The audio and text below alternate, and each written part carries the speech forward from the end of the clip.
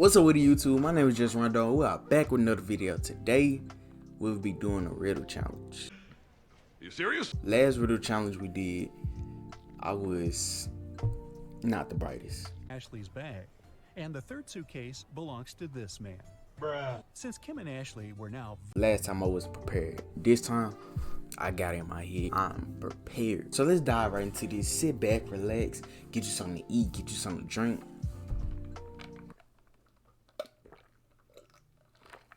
Let's go. a super wealthy businessman, Mr. Carl Jenkins, has been taken and left locked up all alone in a dark room. His phone's almost run out of charge, so he can only write one message. He knows that someone might spy on his phone, so he decided to write a message with a code to a high school friend, John Smith, who runs a detective agency. He remembered that in high school, they would cipher messages to each other, so he used the same technique. The message was this. Can you guess what it means?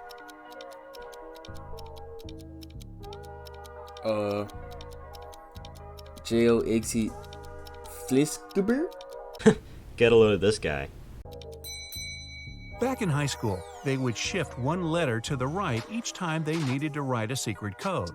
To decipher it, you need to go one letter to the left. Their alphabet looks like this. The message is, it was Eric. Wow. Having read the message, John knew immediately who his friend was talking about. Eric is the financial director of Carl's company. He had seen him once at a party a couple of years ago, so he knew what he looked like. John decided to investigate this case himself and help his friend out. He was sure there was something secret in Carl's mansion. Somehow he thought he knew that Eric would have the key to the mansion. The receptionist, Kelly, said he would always have lunch with different business partners at 2 p.m. sharp in his favorite cafe. When the detective drove up to the cafe, he saw Eric, the man with a beard, discussing business with someone.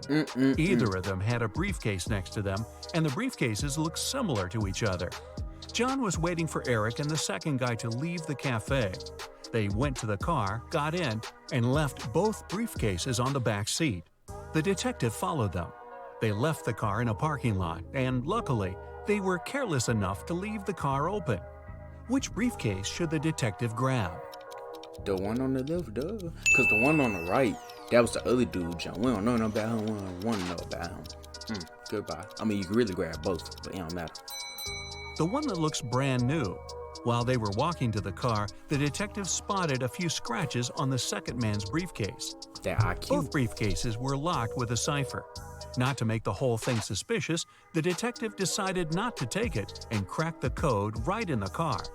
Can you help him open the briefcase? No. I mean, they both saying 111. Try 123. 000. The code is 000. Nice. The briefcase is brand new, and Eric probably didn't have time to set a code on it yet. Plus, Eric's the one who leaves the car open and unattended in a parking lot. So, no wonder he uses a default code for his briefcase. Now that the detective has the key, he heads to the mansion. The front door isn't a problem with the key in hand. The study is upstairs. He's been there before, so he remembers the stairs leading up have a secret. If you step on the wrong stair, you'll instantly fall to the basement and won't be able to escape from it yourself. How? What step should John mind? So you telling me you gotta literally step over a whole stair, bro? Step over the second one.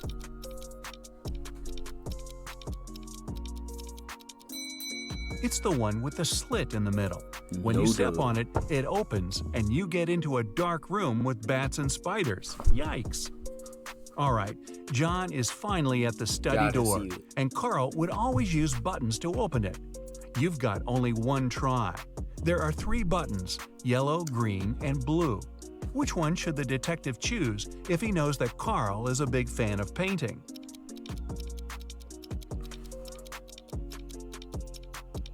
Blue, because green and yellow make blue, right? Man, you stupid. A combination of blue and yellow gives green, so the door opens. Green light for our detective. He finally reaches the safe with top-secret documents that could help him find out the truth. Obviously, just like any other safe, It's locked with a code. It also has a warning.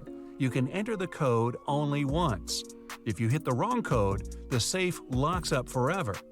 He's looking around for a hint, and voila, John is right. On the desk, he sees a note. It says secret code and has a combination of three digits. Gosh, so 3, obvious. something, and 1. The digit in the middle can't be seen since there's an ink stain right on it. Can you crack the code with one attempt only? Oh no, it's definitely not the scratch 7. It's 3 7 1. Yeah. The code is 371. The detective thought the code was used frequently, so the button must have been a bit worn out. Of He course. was right. Since he knew the beginning and the end, he only needed to find one more worn button. All right, now he's got the top-secret documents he needed for his investigation.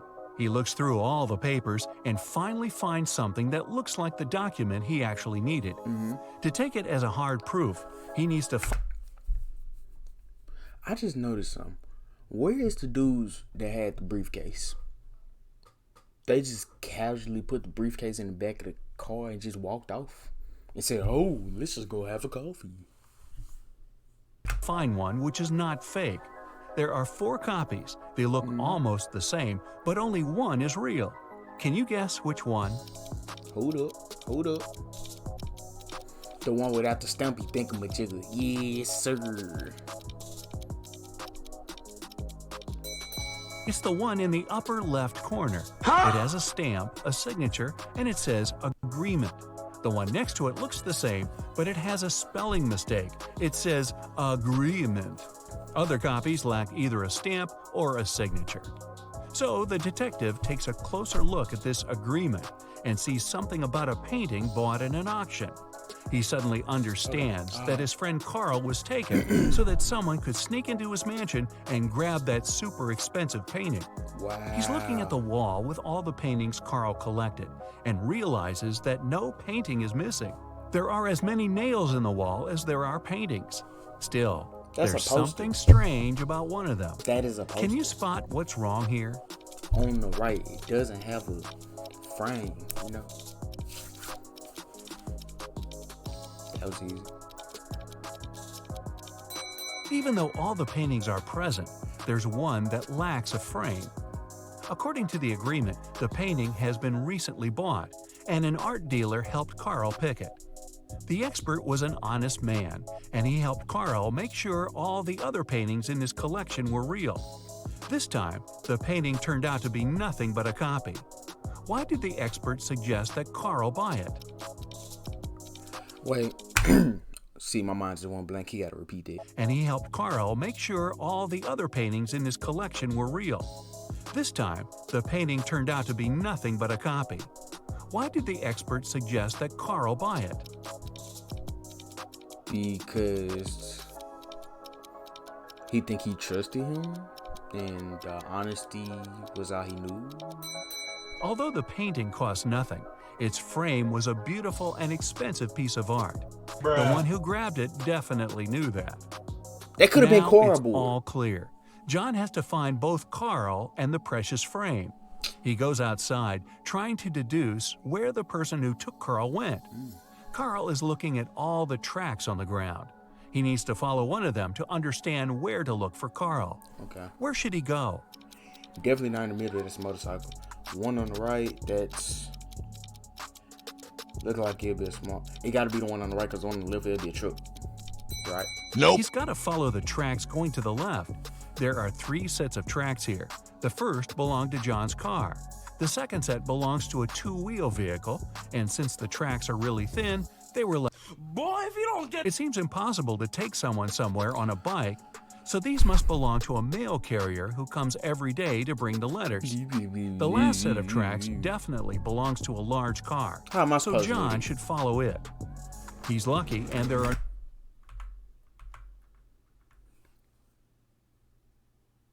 The tracks. I don't know. carrier who comes every day to bring the letters. The last set of tracks definitely belongs to a large car, so John should follow it. He's lucky and there are no turns, so he's just going straight.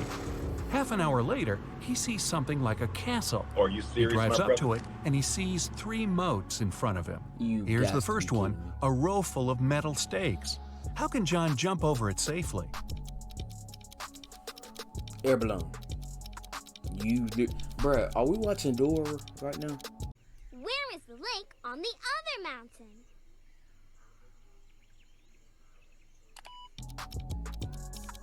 Ain't no way. There's a small hot air balloon nearby. Oh my gosh, John has to untie it and I light didn't a know that. lamp to take off. I didn't know that. Since the next moat is on fire, John thinks it's you unsafe to serious, fly my brother? over it because the air balloon doesn't fly high enough and the lamp doesn't have enough oil to go on for long. Still, he managed to cross the moat with fire easily. How did he do it?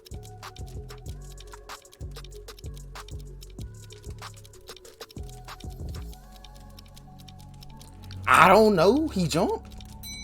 He took the sand from the air balloon's ballast Yeah, and sprinkled it on the fire, extinguishing it. The last moat was filled with scalding hot lava. Okay, It took buddy. John some time to figure out how to cross it, but he managed to do it safely. How? He threw the rocks on, jumped on the rocks. Dunk, dunk, dunk.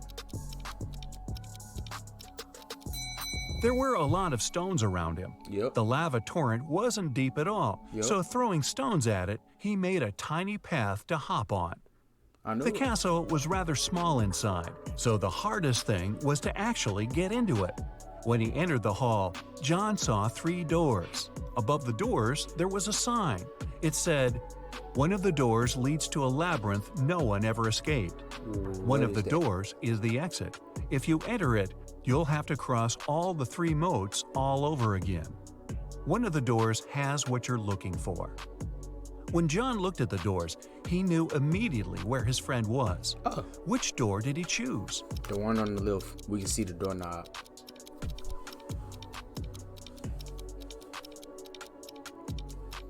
Common sense. The handles were made of Oh. shiny metal, which looks cool, but See, I thought gathers that all was the fingerprints. saying the one on the The right. only door with fingerprints is the one on the left. Of course. John opens the door and sees his friend. Carl rushes out of that dark room, and while heading to the exit, they spot a few frames. Which one is Carl's? The one in the middle. Yeah, the one in the middle. No, the one on the right. The one on the right. No, one in the middle. Middle. The rectangular one. The painting was rectangular, and the 2 other frames are square. Of course. The 2 friends get out of the castle, get in the car, and head to the police department. Wrong. There, an officer's waiting for them. They have 3 suspects who could have possibly taken the exquisite frame. Carl and John enter the room separately.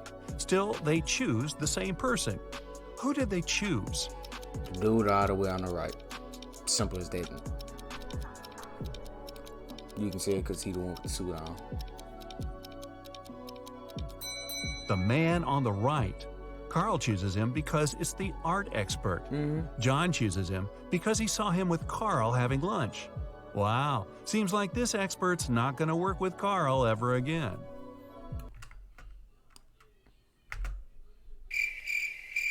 What is that? Alright, y'all, we're gonna end it right here. I hope y'all enjoyed the video. If you did, don't forget to like, comment, and subscribe. Don't forget to turn on the bell notification too. I hope this video really blessed y'all day. That wasn't really as hard as I thought it was gonna be. You know, I give it an A for effort. You know, with y'all. Nope. I give it a B for effort. With y'all. Nope. I give it a C. Alright. Get out of here. But for real, we out. Goodbye.